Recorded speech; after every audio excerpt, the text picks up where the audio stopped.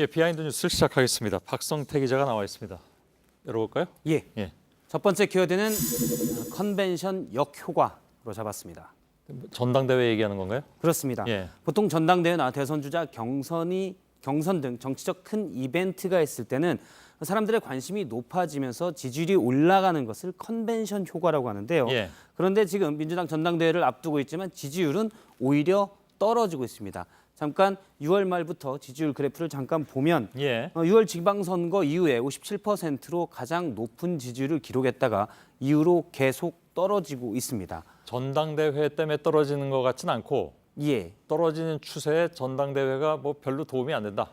도움이 안 되기도 하고요. 예. 역효과도 있다는 해석인데요. 아, 그런가요? 예. 예, 일단 뭐 드루킹 특검이나 특활비 논란 등 때문으로도 영향이 되지만 예. 리얼미터의 이택수 대표는 저와의 통화에서 이전 투구식 선거전이 지속되면서 전당대회가 지지율에 도움을 주지 못하고 지지층을 분열시키고 지지율도 떨어뜨리고 있다라고 해석을 했습니다. 예. 저는 전당대회에 별로 관심이 없어서 전당대회가 별로 맥을 못 쓴다 이렇게 생각을 했는데 그건 또 아닌 모양이죠? 아무래도 서로 후보끼리 네거티브를 하다 보면 예. 지지층이 서로 갈리고 그럴 수 있겠죠. 역시 저 사람이 나쁜 사람이었어라는 인식을 갖게 되면 지지층도 약간은 역효과가 있을 것으로 보입니다. 예. 알았습니다. 그래가지고요. 예, 지금도 이제 네거티브가 좀 계속되고 있는데요. 예. 오늘도 송영길 의원 같은 경우 이해찬, 김진표 의원을 같이 겨냥해서 명태라는 단어를 쓰기도 했습니다. 예. 김진표 의원은 이해찬 대세로는 끝나가고 있다. 앞으로는 내가 대세다라는 주장을 하기도 했고요. 예.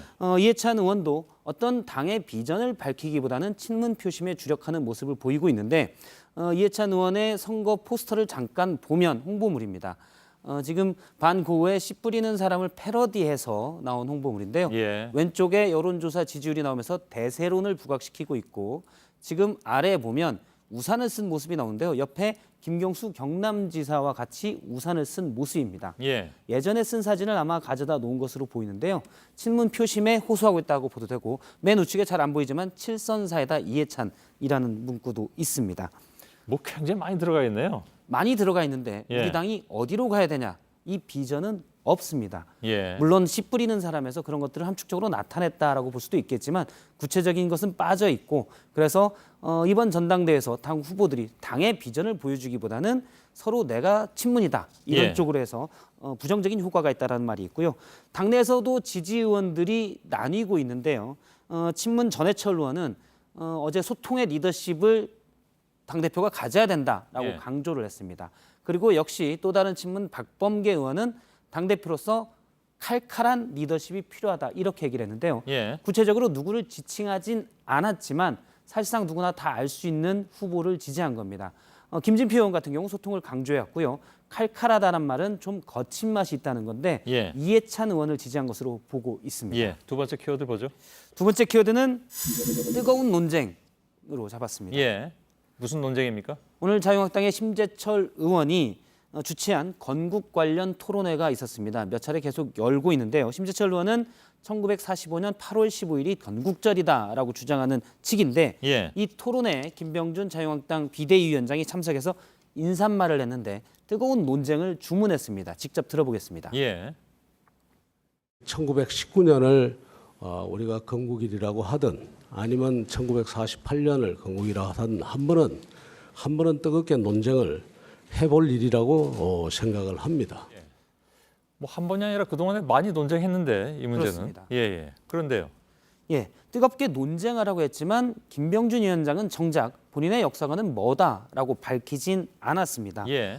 이전에 지방선거 직후에 당시 국민대 교수 시절 김병준 교수가 박근혜 정부 시절에 당시 자유한국당에서 국정교과서를 추진했던 것을 비판한 적이 있습니다. 예. 당시 칼럼 내용을 보면 1948년 건국 등이 옳다고 믿으면 이를 1948년입니다. 옳다고 믿으면 이를 논리로 다툴 일이지 국정교과서로 강제할 일이 아니다. 이렇게 얘기하기도 했습니다. 예. 당시에도 본인의 역사관은 밝히지 않았는데요. 뜨거운 논쟁을 주문하면서도 본인의 역사관은 계속 부인하는 것인데 이는 당내에서 사실 김병준 비대위원장이 노무현 이중대다라는 비판까지 듣고 있습니다. 김문수 전 지사가 대표적으로 비판을 했는데요. 이런 당내 비판 세력을 의식해서 지금은 마치 건국 70주년을 옹호하는 듯한 모습을 취하기도 하고 예. 또 뉴라이트 역사관 문제가 있기 때문에 본인의 역사관을 구체적으로 밝히지 않는 애매한 입장을 취하고 있다는 해석입니다. 예. 뭐 여기저기서 다 이렇게 욕 먹긴 싫어하는 것 같은 그런 느낌, 뭐 그런 예. 느낌도 드네요. 양쪽의 지지를 다 받으려고 하는 듯한 스탠스로 예. 해석할 수 있습니다. 세 번째 키워드 보죠.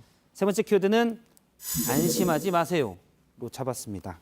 안심에 따옴표 친 거 보니까 누구를 연상시키는 것 같긴 한데. 예. 예. 안철수 전 대표의 마음 이렇게 해석이 되는데요. 예. 바른미래당은 그제 전당대회를 앞두고 컷오프를 했습니다. 그래서 6명이 컷오프를 통과했는데 내부에서는 이제 안심 논란이 일고 있습니다. 예. 주로 바른정당계 출신 후보들에서 안심팔이하고 있다. 다른 이제 손학규 후보 등 다른 국민의당 출신들이 안심팔이를 하고 있다라고 견제에 나선 겁니다. 예. 그런데 일단 컷오프 결과만 놓고 보면 안심이 그렇게 효과적으로 보이진 않습니다.